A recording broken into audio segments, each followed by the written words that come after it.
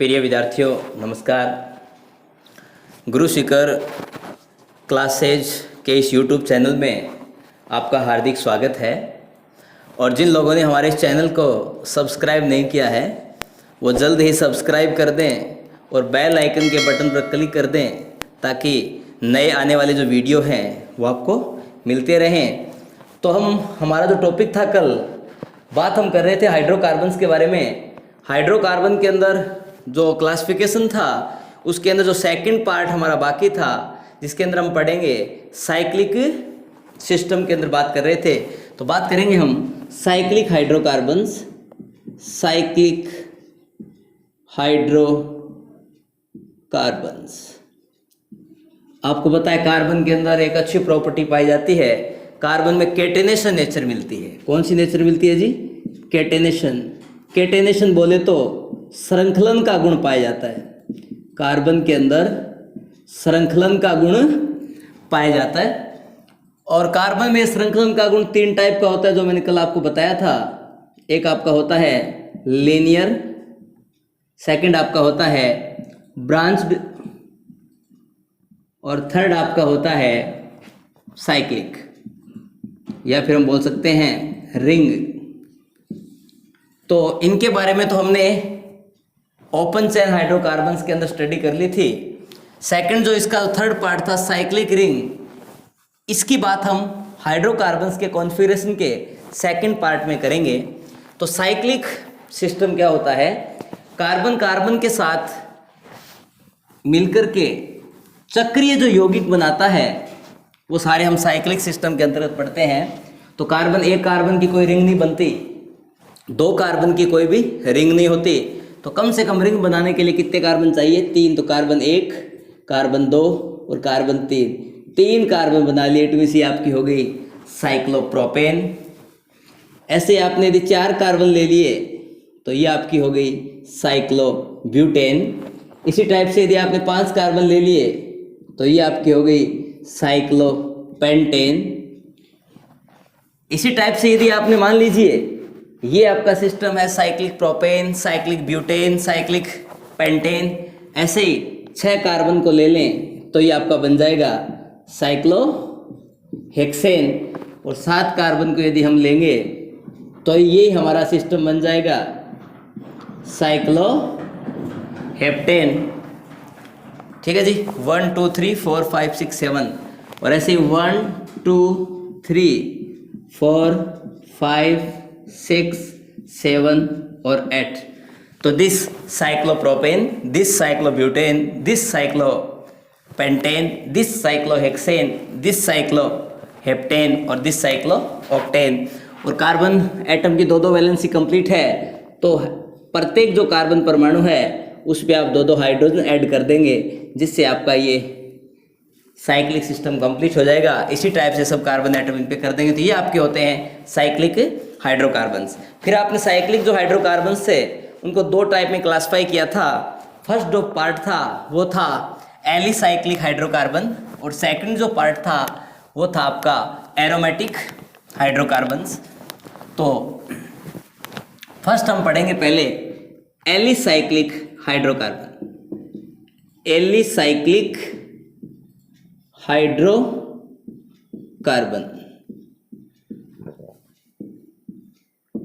इस प्रकार के जो हाइड्रोकार्बन्स होते हैं वो चक्रीय हाइड्रोकार्बन्स के अंतर्गत आते हैं।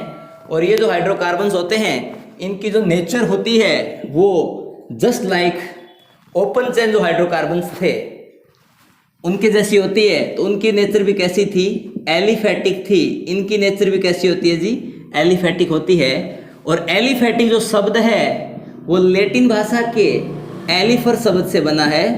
एलिफेटिक शब्द लैटिन भाषा के एलिफर शब्द से बना है, जिसका अर्थ होता है एनिमल फैट।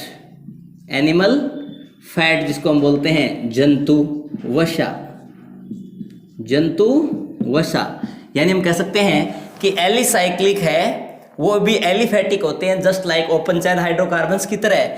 और एलिफेटिक वर्ड है लैटिन भाषा के एलिफर शब्द से बना है, जिनको हम जंतु वसा बोलते हैं। यानी जंतु के वसाओं से जो प्राप्त किए जाते थे उन्हें हम क्या कहा करते थे?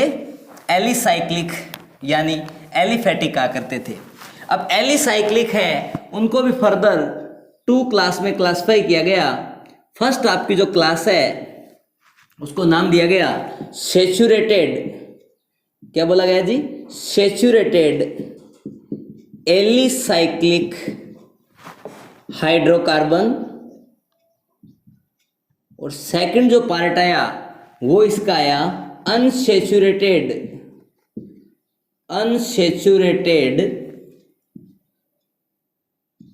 Alicyclic hydrocarbon.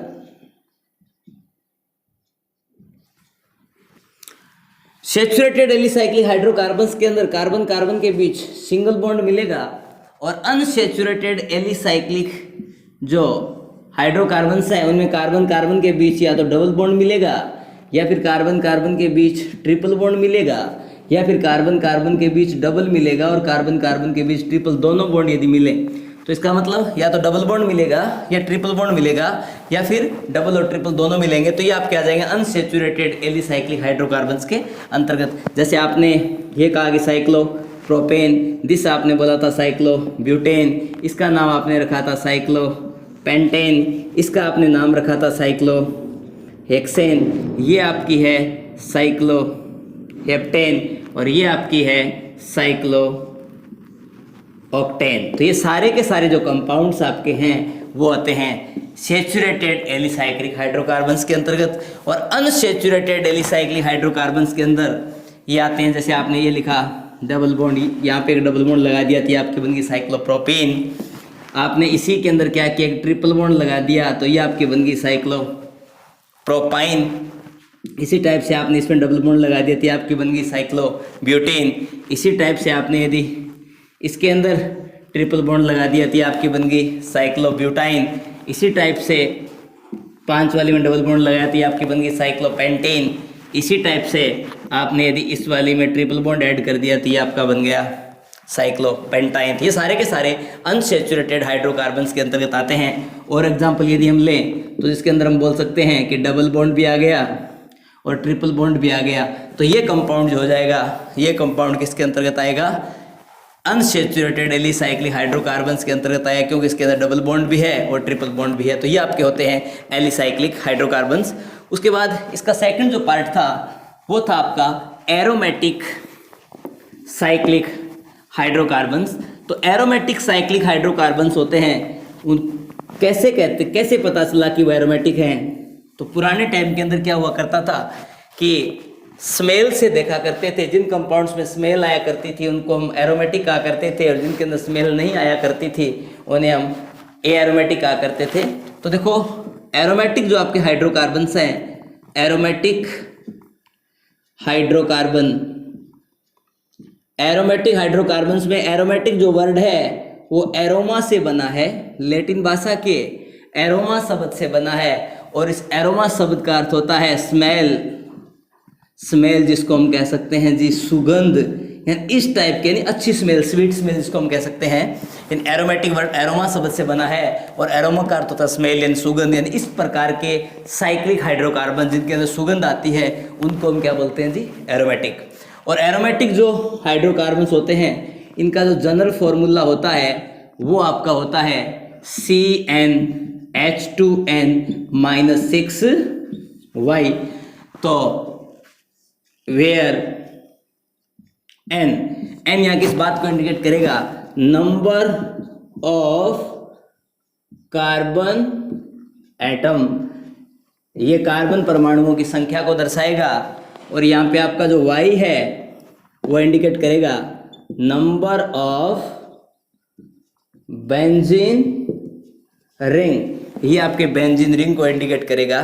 तो where n number of carbon atoms और y इंडिकेट करेगा नंबर ऑफ बेंजीन रिंग। इस बेसिस पे एरोमेटिक जो हाइड्रोकार्बन्स हैं उनको 2 टाइप में क्लासिफाई कर दिया गया। तो एरोमेटिक हाइड्रोकार्बन्स हैं उनको 2 टाइप में क्लासिफाई किया गया। फर्स्ट जो पार्ट है उसको बोला गया जी बेंजेनॉइड। कौन सा पार्ट बोला गया जी, बेंजेनॉइड। और सेकंड आपका था उसका नाम दिया गया जी नॉन बेंजेनॉइड, नॉन बेंजेनॉइड या एबेंजेनॉइड। इस प्रकार के हाइड्रोकार्बन जिनकी संरचना बेंजीन जैसी होती है, इस प्रकार के हाइड्रोकार्बन जिनकी संरचना बेंजीन जैसी होती है, जिसको हम कह सकते हैं C6H6 बेंजीन जैसी मिलेगी, वो सारे के सारे कंपाउंड क्या कहलाते हैं जी? बेंजेनोइड। जैसे ये बेंजीन है आपकी। दूसरा एग्जाम्पल यदि मैं इस टाइप से लिखूं तो ये आपका कौन हो गया जी? नेफ्थलीन। ये आपका है नेफ्थलीन। तो इसकी स्ट्रक्चर भी जस्ट बेंजीन लाइक है। कार्बन कितने हैं? 6 और 4 10 हो गए। कार्बन आपके 10 हो गए। हाइड्रोजन कितने होंगे जिसमें? 8 होंगे। तो ये आपका बन गया नेफ्थलीन। ऐसे आपका थर्ड आता है एंथ्रासीन। एंथ्रासीन, तो एंथ्रासीन बोले तो 3 बेंजीन रिंग को फ्यूज कर दो, तो ये 3 बेंजीन रिंग आपस में फ्यूज होगी, तो ये आपका क्या बन गया जी? एंथ्रासीन, जिसका फॉर्मूला है C14 और H1 2 3 4 5 6 7 8 9 10 H10।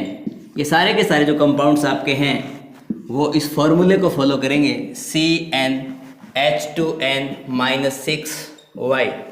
n की वैल्यू जब आप 6 रखेंगे तो देखिएगा 6H2 इंटू 6 माइनस y कौन है? Benzene ring. कितनी रिंग है? 1 रिंग है, तो इंटू 1, तो फॉर्मूला क्या बन गया? C6H6।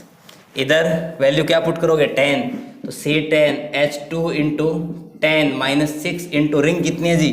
2 इंटू 2, तो फॉर्मूला क्या बना? C10H 10 टू 20, 20 में से 12 गए, क्या बने? 8, तो C10H 8, ये फॉर्मूला बन गया जी।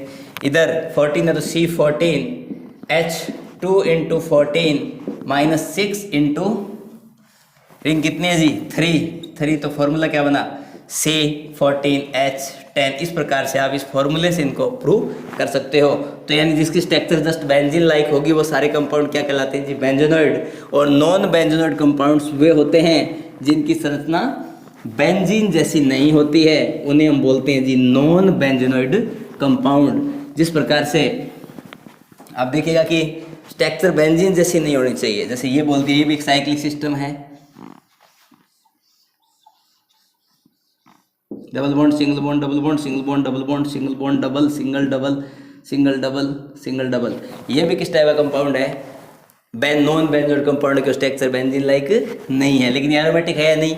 2 2 4 2 6 2 8 2 10 2 12 है, ये एरोमेटिक में नहीं आएगा। 2 6, फिर इसमें 4 जोड़ो 10, फिर इसके बाद 14, उसके बाद आप जोड़ो इसमें 4 18, उसके बाद आ गए 22, उसके बाद है 26। इस टाइप के यदि पाई इलेक्ट्रॉन मिलते हैं तो वो सारे के सारे कंपाउंड क्या होते हैं? एरोमेटिक होते हैं। इस बात को बताने के लिए एक नया साइंटिस्ट आया था, उसका नाम था हक्कल। तो हक्कल रूल क्या था? 4n+2 pi electron. इस हक्कल रूल वाले चैप्टर के अंदर हम इस पूरी डिटेल में इस नॉन बेंजोइड जो कंपाउंड्स है उनको हम डिस्कस करेंगे। उसके बाद देखिएगा नॉन बेंजोइड कंपाउंड्स आपके यहाँ हो गए, बेंजोइड कंपाउंड्स यहाँ आपके हो गए।